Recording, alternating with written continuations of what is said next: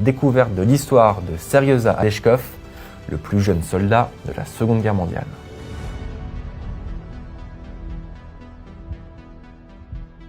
« 22 juin 1941, village de Green, à 250 km au sud-ouest de Moscou.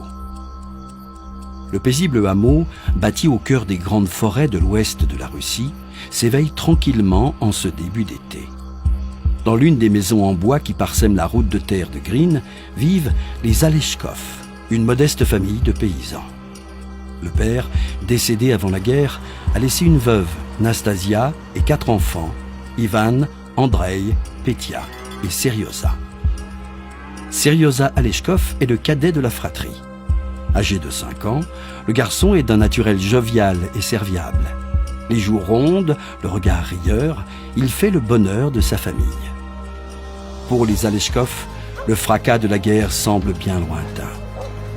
Ils ignorent pourtant que ce matin, à 1000 km à l'ouest de là, la plus grande invasion terrestre de l'histoire vient de commencer.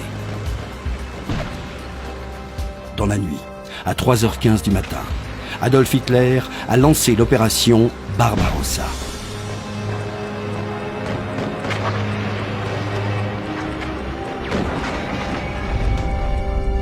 Faisant fi du traité de non-agression qu'il a signé avec Staline environ 2 ans plus tôt, le Führer fait déferler près de 3,5 millions de soldats allemands sur l'Union soviétique.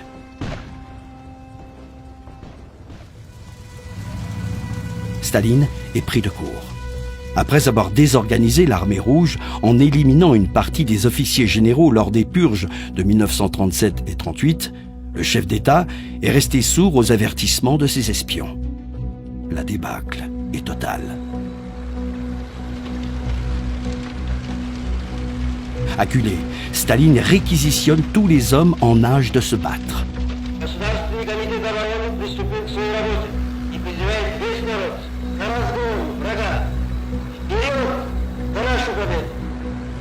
Ainsi, durant les 8 premiers jours du conflit, 5,3 millions de personnes, dont les 2 frères aînés de Seryoza, sont mobilisés pour la Grande Guerre patriotique.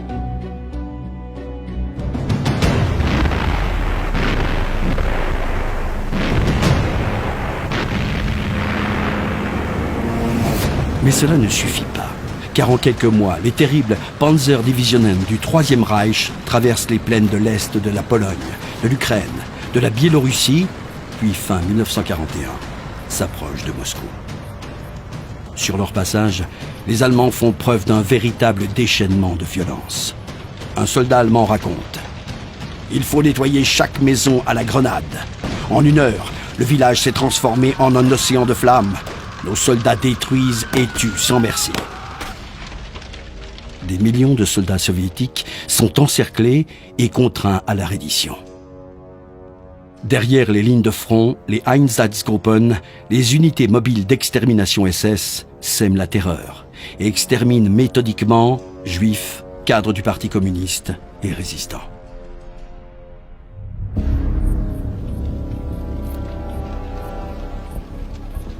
À l'automne 1941, la région de Kalouga, où se trouve le petit village de Green, est occupée par les Allemands. Mais avant même que le front ne se stabilise à l'ouest de Moscou, le haut commandement de l'armée rouge forme des unités de combat clandestines derrière les lignes allemandes. Qu'il s'agisse de militaires, de membres du Parti communiste ou de simples villageois, ces résistants, appelés partisans, sont déterminés à continuer le combat contre l'envahisseur allemand. Ainsi, le hameau forestier de Green devient la base arrière d'un détachement de partisans. Les combattants qui se livrent à des actes de sabotage sont aidés par la population locale.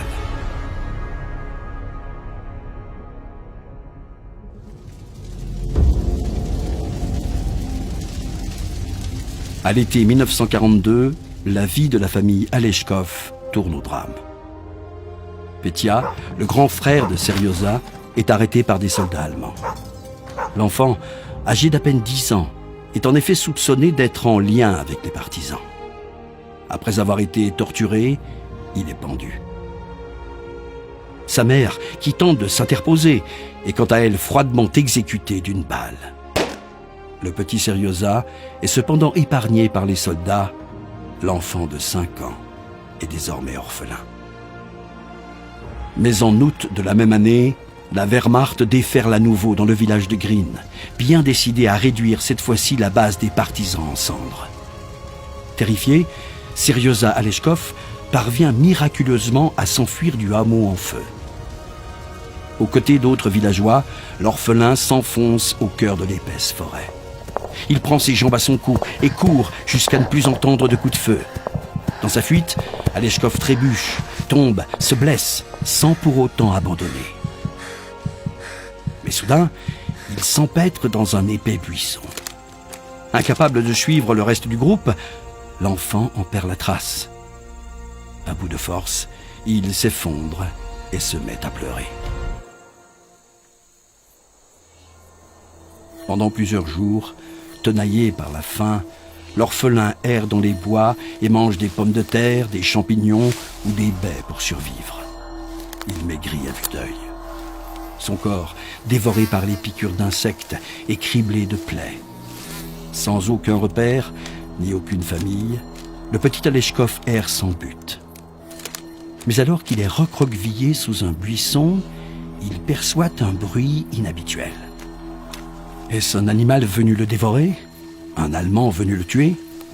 Terrifié, l'enfant retient son souffle, quand soudain un homme apparaît. Les éclaireurs du 142e régiment de la 47e division de fusiliers de l'armée rouge sont en patrouille dans la forêt lorsqu'ils tombent nez à nez avec le jeune Seryoza Aleshkov. Les soldats n'en reviennent pas. L'enfant qu'ils viennent de trouver n'a même pas 6 ans. Son visage est émacié et son corps est recouvert de blessures et de croûtes. Il est si maigre qu'il ne tient même plus debout sur ses jambes et si assoiffé que plus aucun son ne sort de sa bouche.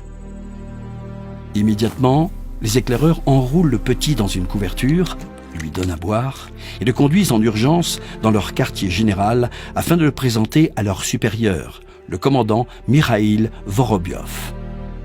Le major se rappelle. « Les éclaireurs sont arrivés et m'ont dit « Camarade major, nous avons trouvé cet enfant allongé sous un buisson. » Je lui ai demandé alors comment il s'appelait. Il m'a répondu « Seryoza ». Je lui ai demandé où était sa mère.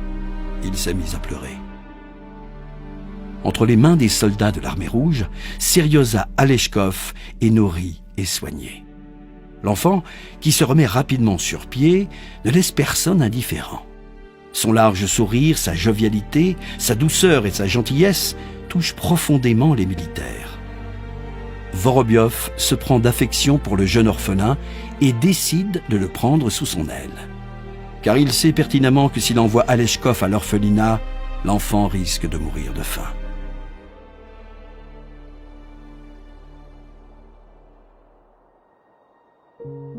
Le 8 septembre 1942, Seryoza Aleshkov est officiellement incorporé dans le 142e régiment de la 47e division de fusiliers de l'armée rouge.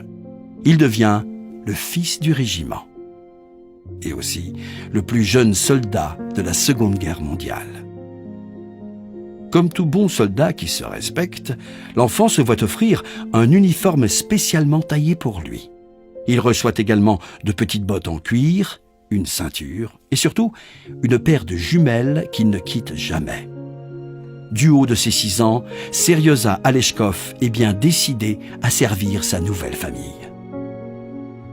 Bien qu'il ait interdiction formelle d'aller au front, le fils du régiment sait se rendre utile. Il livre le courrier ou le journal aux soldats, apporte des munitions à ses camarades, lit des poèmes et chante même des chansons pour entretenir le moral des troupes. La bonne humeur, la vaillance et l'innocence de Seryoza Aleshkov rappellent aux soldats du régiment leurs propres enfants, laissés derrière eux lorsqu'ils sont partis à la guerre.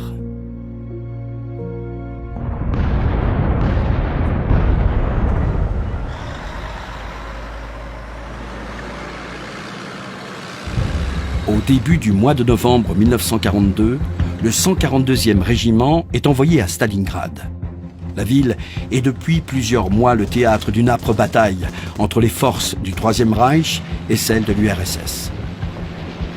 plus de 2 millions de soldats se battent de part et d'autre pour le contrôle de cette ville stratégique et symbolique.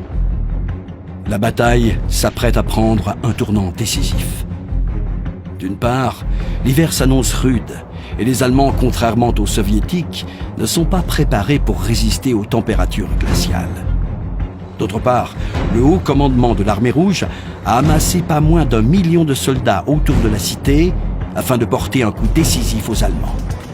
Staline en personne a été très clair. Pas un pas en arrière. Cette bataille doit être le tournant de la guerre.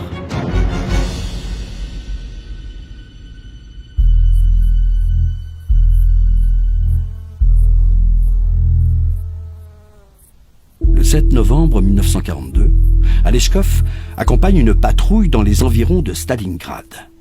Soudain, l'enfant remarque quelque chose d'étrange. Il se saisit de ses jumelles et les dirige vers une botte de paille, qui bouge de façon suspecte. Immédiatement, il alerte ses compagnons. Il vient d'apercevoir 2 individus qui semblent se cacher à l'intérieur de la botte. Les militaires découvrent 2 Allemands dissimulés dans le foin. Les 2 ennemis, munis d'un talkie-walkie, étaient en train d'envoyer des informations sur les positions soviétiques afin de calibrer des tirs d'artillerie. Grâce à Aleshkov, ils sont neutralisés.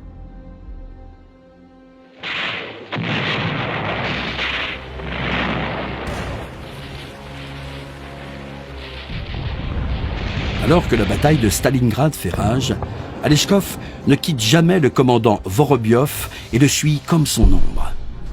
Mais un jour, l'abri dans lequel se trouvent Vorobiov et Aleshkov est la cible d'un bombardement aérien.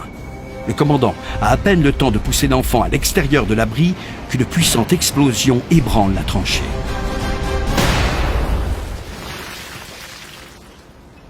L'édifice s'effondre et le major se retrouve enseveli sous les planches de bois et la terre. Paniqué, Aleshkov se rue vers l'abri et tente de déblayer les gravats. Mais ses petits bras manquent de force pour soulever la masse de débris. En larmes, Aleshkov pense qu'il va perdre son mentor. Mais dans un éclair de lucidité, l'enfant se ressaisit et se précipite pour trouver de l'aide. Faisant fi des bombes qui s'abattent autour de lui, il rejoint des sapeurs soviétiques. Ces derniers parviennent à extirper le major Vorobiov des décombres. Le commandant est sévèrement blessé, mais grâce au courage d'Aleshkov, il est bel et bien en vie. La bataille de Stalingrad, la plus sanglante de l'histoire, se termine après 6 mois de combats intenses. Près de 2 millions de soldats sont tués ou blessés, dont plus d'1 million de soviétiques. L'armée allemande, défaite sur le front de l'Est, recule. Le 142e régiment a participé à la victoire de la bataille. Et le petit Seryoza Aleshkov, quant à lui, a gagné un père. Car le commandant Vorobiov, qui n'a pas d'enfant, a décidé d'adopter Seryoza Aleshkov.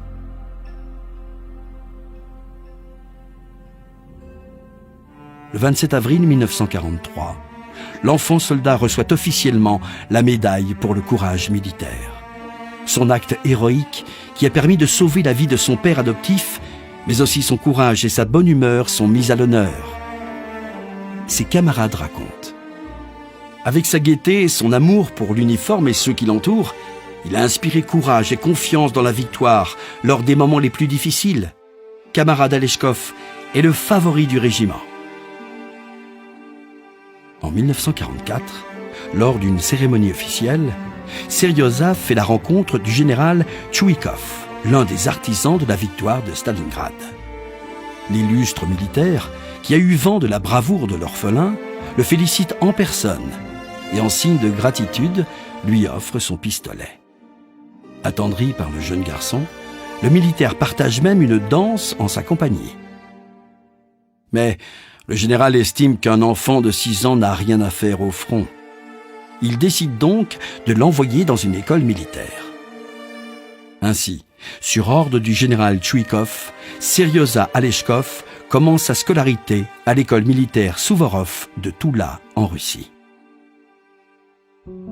Il y côtoie d'autres jeunes garçons aussi orphelins de guerre. Du haut de ses 7 ans, Aleshkov est le plus jeune élève de la prestigieuse institution. Bien qu'il soit désormais loin du combat, il ne manque rien des nouvelles du front. Dans une lettre qu'il envoie à son père adoptif, il raconte « Cher papa, j'étudie bien. Les professeurs sont contents. Vous me manquez vraiment. Il y a beaucoup d'enfants d'officiers comme moi ici. Certains papas ont succombé au front. Nous sommes amis les uns avec les autres. Nous lisons vos lettres tous ensemble, à voix haute, et nous attendons toujours avec impatience des nouvelles du front. Parlez-moi de vos dernières batailles. Salutations de mes camarades. »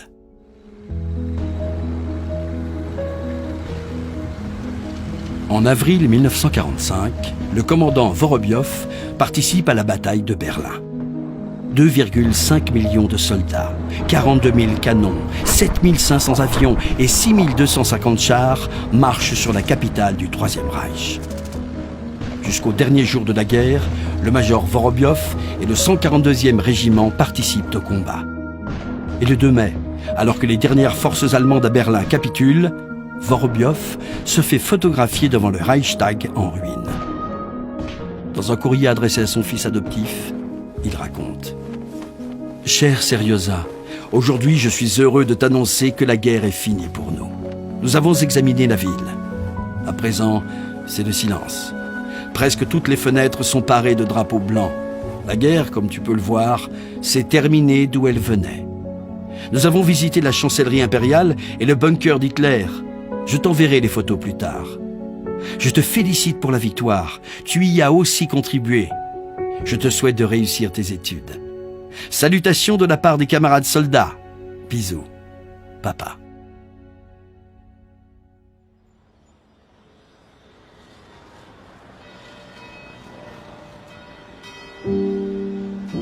Après la guerre, Aleshkov poursuit ses études à l'école militaire Souvorov de Toula. Il retrouve ses parents adoptifs à l'occasion des vacances. Et après sa scolarité, le garçon, devenu adolescent, poursuit des études supérieures en droit pour endosser une carrière d'avocat. Il déménage à Tcheliabinsk où il rejoint sa famille adoptive. En 1972, alors qu'il voyage à Moscou pour le travail, Aleshkov rend visite à Vassili Tchouikov, le général qu'il avait croisé 28 ans plus tôt. Le stratège, devenu maréchal et promu 2 fois héros de l'Union soviétique, est l'un des plus grands héros de la Seconde Guerre mondiale. Et pourtant, l'homme n'a pas oublié le petit garçon avec qui il a partagé une danse un soir de 1944. Lorsque les deux hommes se retrouvent, Aleshkov et Tchouikov sont submergés par l'émotion. Les deux camarades s'enlacent. Pendant un long moment, le général et l'ancien enfant soldat discutent et partagent des souvenirs du conflit.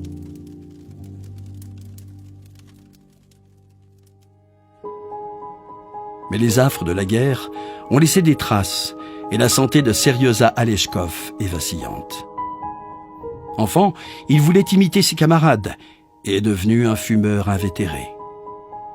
Et le 1er février 1990, alors qu'il attend le bus pour se rendre au travail, Seryoza Aleshkov meurt subitement d'un arrêt cardiaque à l'âge de 54 ans.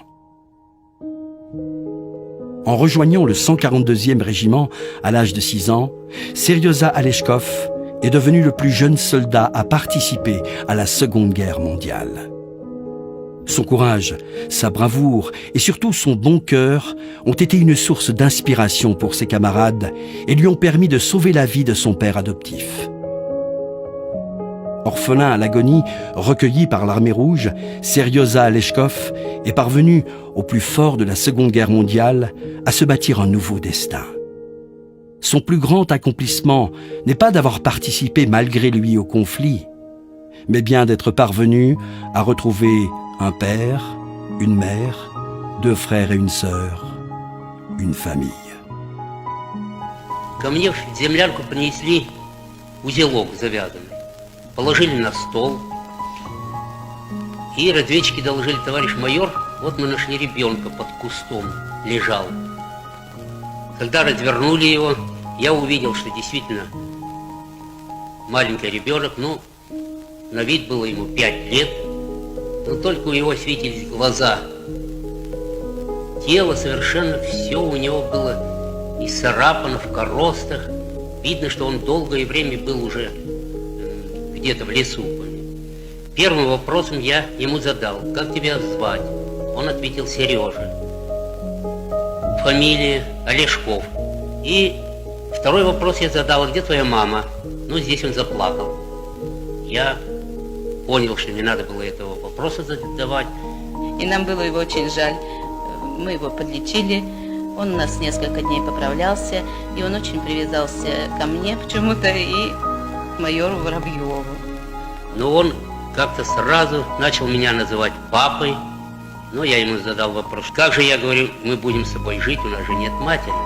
Ну, он здесь выход нашел, понимаешь, что, мол, мама у нас будет. Я вот знаю старшину Нину, вот она и будет нашей мамой.